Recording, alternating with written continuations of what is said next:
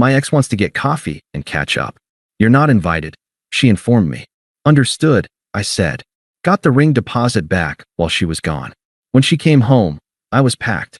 How was coffee? Good. Why are you? We're done. Hey viewers, before we move on to the video, please make sure to subscribe to the channel and hit the like button if you want to see more stories like this. Thanks. The Saturday morning sun cut a bright line across our wooden floor, catching dust motes dancing in the air. It was our kind of morning, lazy and quiet. The scent of the coffee I'd brewed hung in the apartment, a familiar, comforting smell.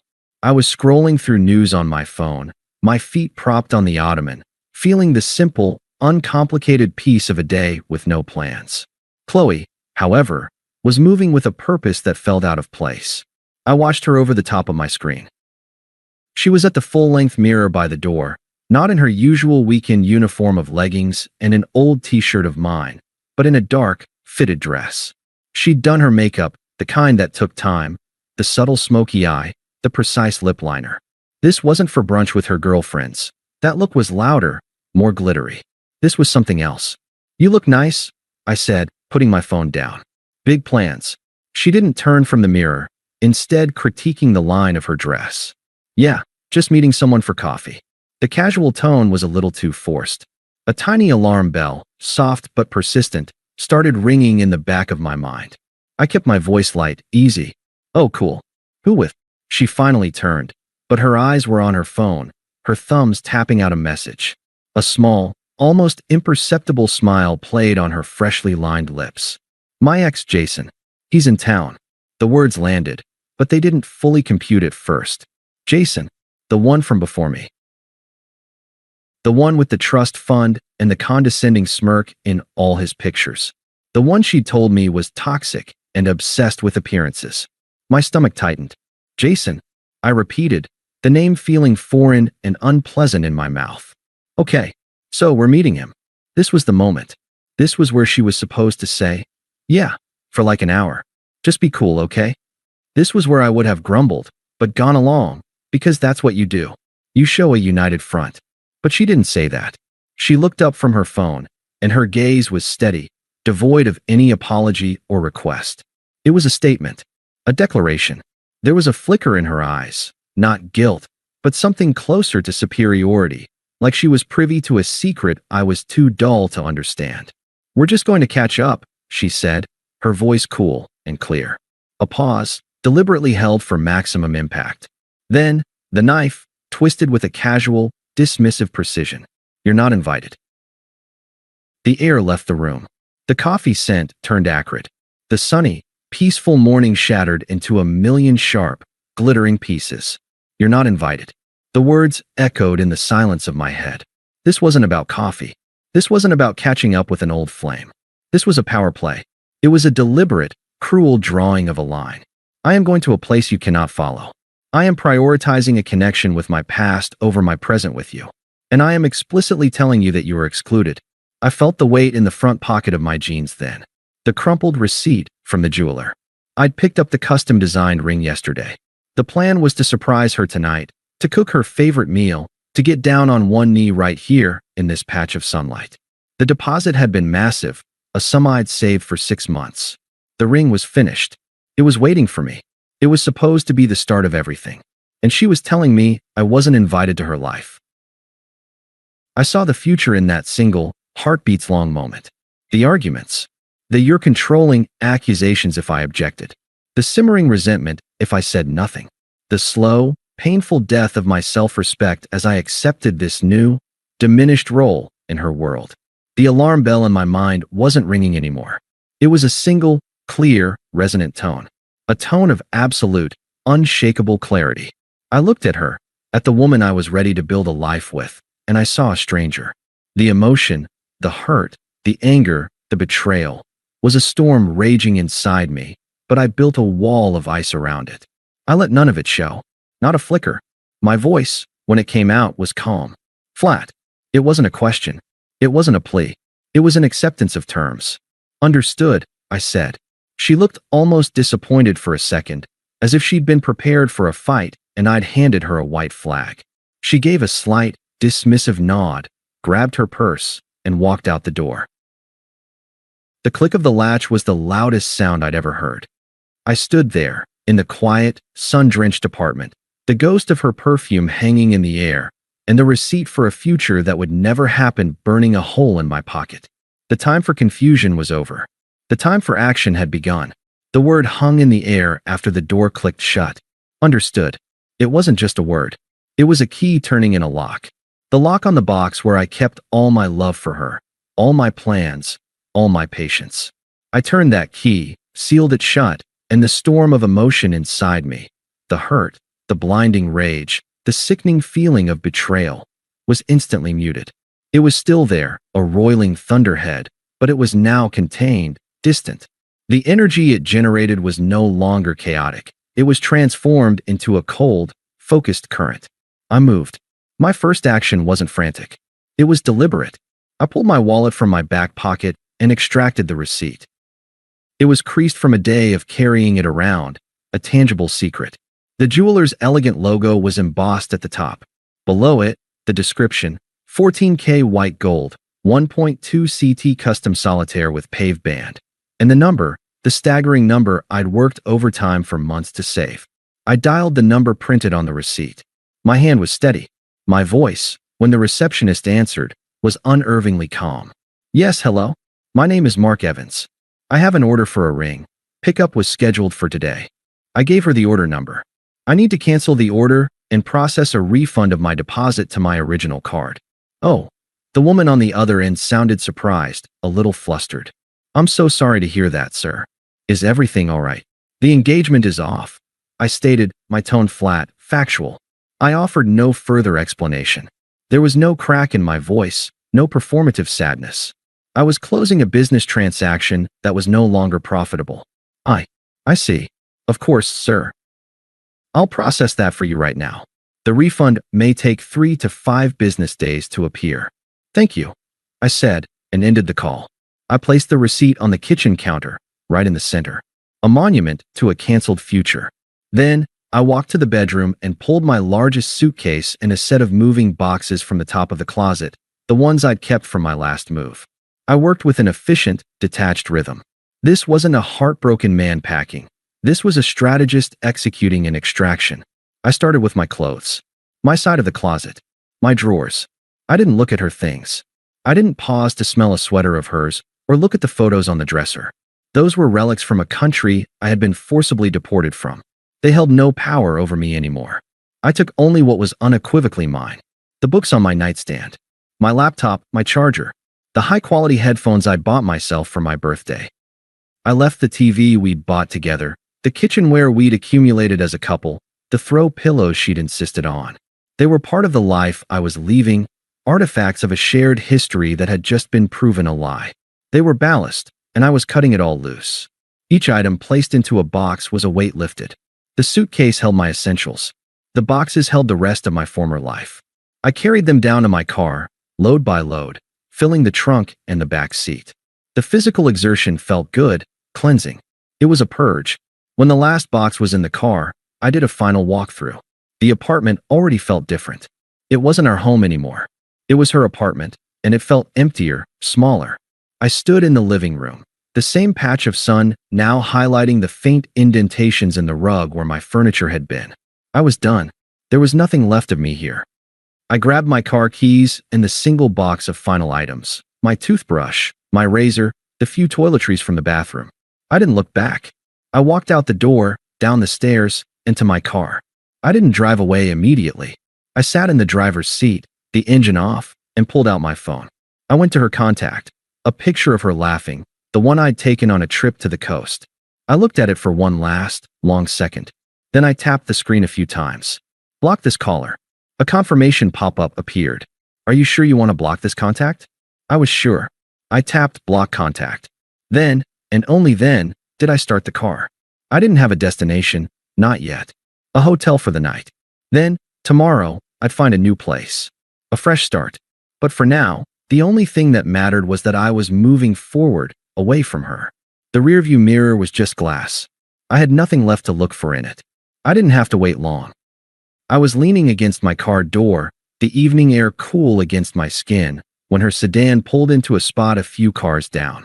The streetlights had just flickered on, casting the scene in a pale, orange glow. I watched her get out, a slight, unsteady sway in her step. She'd had more than coffee.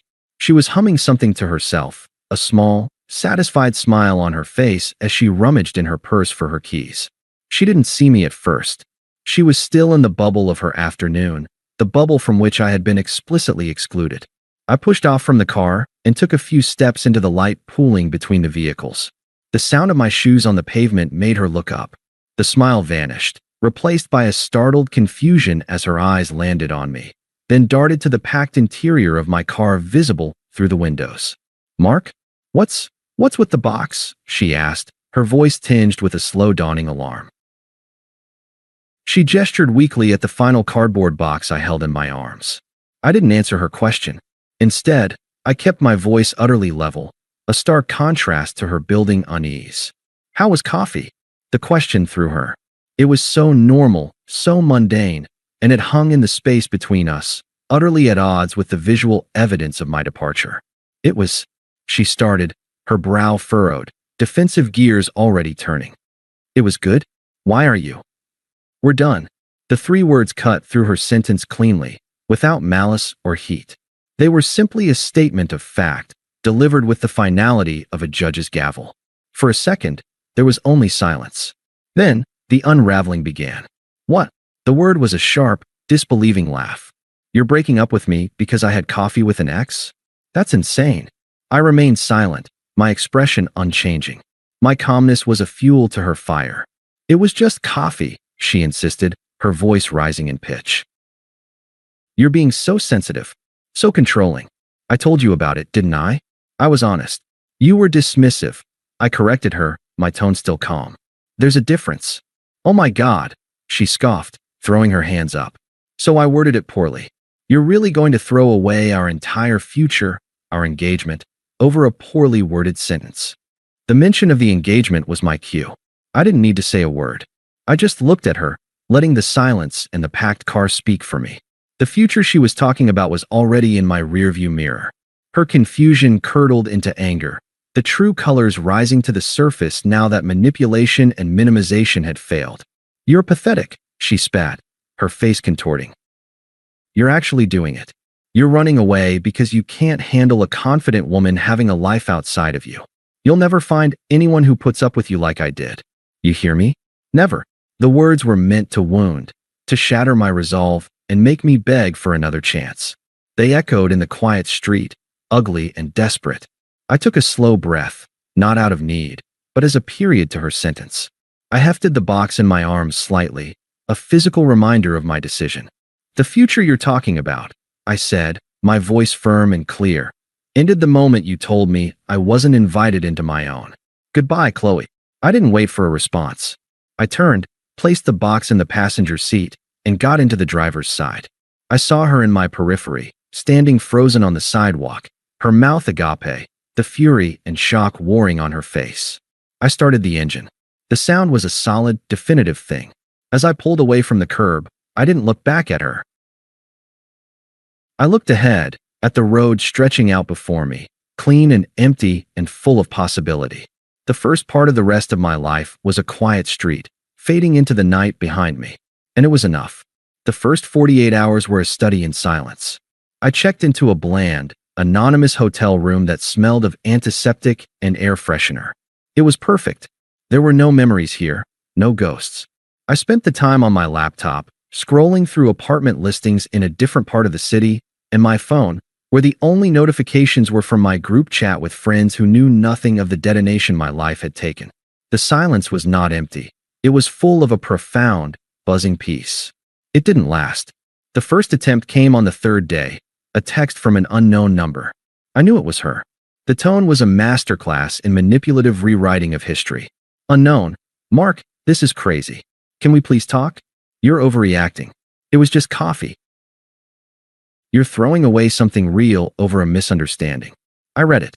The words, overreacting, misunderstanding, were so predictable they were almost boring. She was trying to frame my decisive action as an emotional overreaction, to make her cruelty the subject and my response the problem. I didn't block the number immediately. I wanted to see the pattern. I deleted the message and went back to comparing floor plans. The second attempt was a voicemail, left later that night.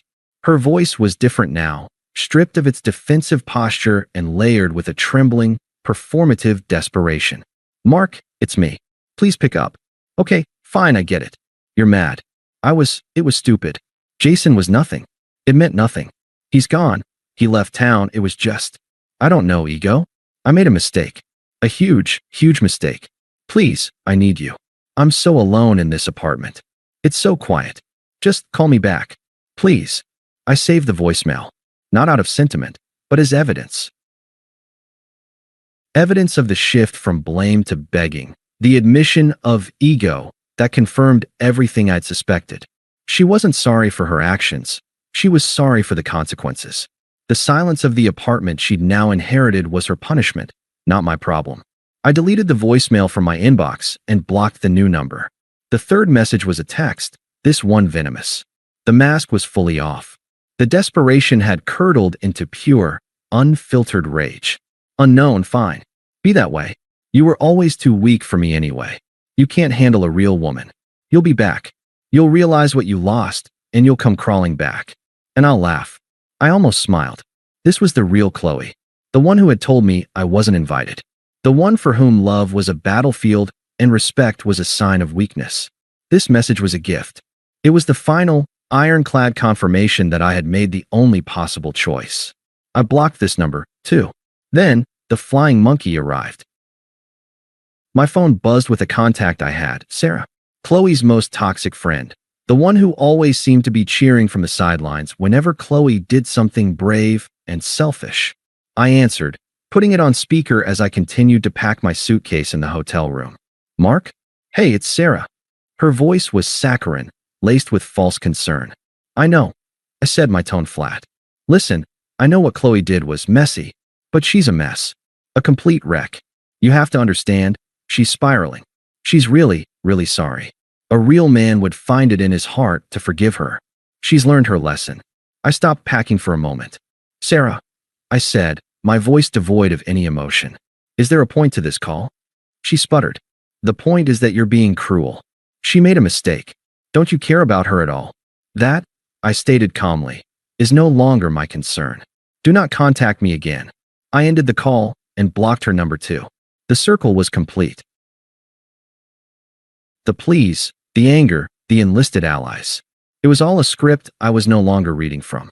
A final email slipped through a day later, the last gasp before the digital silence became absolute. It was from an account I didn't recognize, but the voice was unmistakably hers. Subject: "I get it now, Mark. I'm writing this because you've blocked me everywhere else. I went to the jeweler today to see. I don't know what I was going to see. They told me you canceled the ring. You got your deposit back the day I left. That's when I finally understood. You weren't mad. You weren't hurt. You were done. You made your decision while I was still at the coffee shop. You were already gone. Jason hasn't answered a single text. He used the catch-up to try to sleep with me one last time for old time's sake, and when I said no, he vanished. He was just using me, and I threw us away for that. For nothing. I get it now. I finally understand what I lost, and I have to live with that." Qley, I read it once. Then I selected the email and clicked delete. I didn't need her understanding. I didn't need her closure. Her unraveling was not my burden to carry. The karma was not dramatic. It was quiet and total. She was alone in the apartment she had made sacred to her own exclusion, haunted by the ghost of a future she had casually incinerated for an ego stroke from a man who saw her as a conquest. She was broke, having relied on my income for the larger bills. She was isolated, her social circle now tainted by the pathetic truth of her situation. And I felt nothing for her but a distant, academic pity, the kind you might feel for a historical figure who made a catastrophically bad decision. It was over. Her consequences were hers to manage. My life was just beginning. 2 months later, I was in a booth at the Grizzly Bear, a pub we'd never visited together, laughing with 2 of my oldest friends. The air was thick with the smell of fried food and beer, and a noisy game of darts was underway in the corner. I was relaxed, my arms slung over the back of the booth, a cold pint in front of me. This was my world now. It was louder, messier, and infinitely more honest. I saw her the moment she walked in. Qley. She was with Sarah, huddled by the door as if bracing against a cold wind. She looked thin, and the dress she wore was one I recognized from a happier time. It now hung on her a little too loosely. Her eyes scanned the room, and when they landed on me, they widened, then filled with a desperate, hungry hope. I looked away, turning back to my friend Mike's story about his disastrous golf lesson.